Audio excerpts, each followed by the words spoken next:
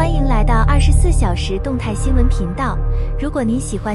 的艺术家的节目，请随时观看有关您喜欢的偶像的热门视频，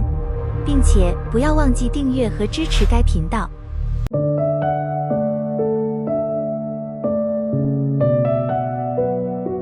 王一博会离开乐华吗？现有信息能说明什么？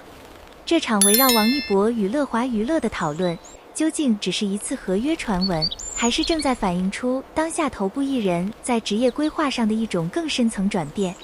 这个问题之所以引发关注，并不只是因为单一事件本身，而是因为它触及到了艺人与经纪公司关系的一个关键节点。王一博多年来一直是中国娱乐圈中具有稳定影响力的艺人之一，从音乐、影视作品到赛车等非娱乐领域的尝试，他始终保持着较高的曝光度和庞大的粉丝基础。与此同时，作为其长期合作的经纪公司，乐华娱乐也被认为在他早期发展阶段中起到了重要作用。两者之间的关系曾被视为一种典型的艺人与公司协同发展的模式。然而，随着双方合约被认为将于2026年10月左右到期，围绕是否续约的讨论开始逐渐升温，并在多个社交平台形成持续性的关注。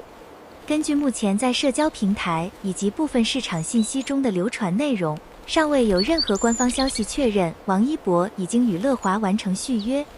值得注意的是，乐华创始人杜华曾公开回应，否认了部分关于签约的相关传闻。这一回应在一定程度上为当前的信息环境提供了一个明确的参考点，也说明此前网络上流传的已签约说法缺乏可以核实的官方依据。在此基础上，一些观点开始转向另一种可能，即认为王一博在合约到期后不再续约的概率正在被讨论。不过，这类说法依然主要来自外界的推测与解读，并未得到当事人的正面确认，因此仍需保持谨慎态度来看待。与此同时，另一个被频繁提及的细节是王一博近年来在个人事业结构上的变化。有观点指出，他逐步参与到个人商业布局之中，包括与多家公司建立关联关系，并在其中持有较高比例的股份。根据部分公开信息的说法，他在某些公司中的持股比例约为70%。这一信息在网络讨论中被反复引用，也被不少观察者理解为他在尝试增强对自身事业发展的掌控力，从单一依赖经纪公司逐步向更加多元和自主的模式转变。当然，这类解读同样属于基于公开信息的延伸分析，并不等同于明确的战略宣告。在公司层面，乐华娱乐的市场表现同样成为讨论的一部分。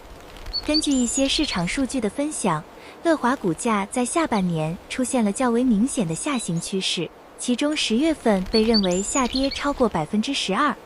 相关数据目前多来自市场层面的整理与传播，因此在解读时需要保留一定空间。有观点认为，这样的波动更多反映的是整体市场环境与行业压力，而另一些声音则尝试将其与公司对核心艺人的依赖程度联系在一起。但需要强调的是，目前并没有直接证据可以证明股价变化与某一位艺人的合约问题之间存在明确的因果关系，这两者之间的联系仍然停留在讨论层面。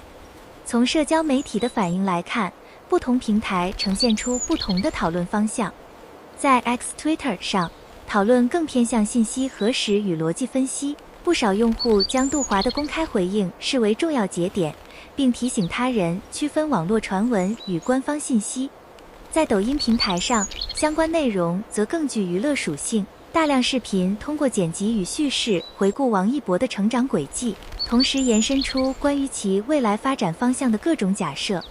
Instagram 上的氛围则更偏向情感表达，粉丝通过发布图片与过往内容表达支持，整体语气相对温和。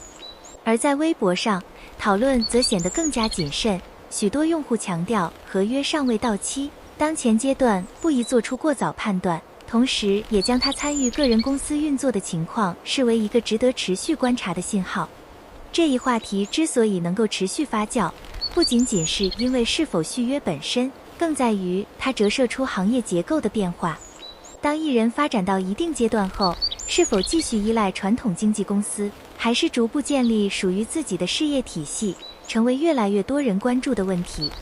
一部分观点认为，建立个人商业与资源体系是艺人在成熟阶段的自然选择，有助于提升自主性与决策空间。而另一部分声音则指出，经纪公司在资源整合、项目运作以及风险管理方面依然具有不可替代的价值。因此，这并不是一个简单的去或留的问题，而更像是行业发展路径中的一种多样化选择。在影响层面，如果未来双方关系出现变化，可能会对王一博在项目选择、合作方式以及曝光节奏上产生一定影响。而他在商业领域的布局，也可能为其提供更多灵活空间，使其在不同领域之间实现更自由的切换。对于乐华娱乐而言，这一事件则让外界更加关注公司对核心艺人的依赖程度，以及其在行业变化中的应对策略。从更宏观的角度来看，这也反映出娱乐行业正在逐步向一种更加以艺人为核心的结构转变。总体来看，截至目前，关于王一博是否续约乐华，仍然没有任何官方确认。现阶段的所有讨论，更多来自于网络信息、市场观察以及公众解读。在缺乏明确结论的情况下，这一话题仍将继续发展，其最终走向也有待更多信息的出现与验证。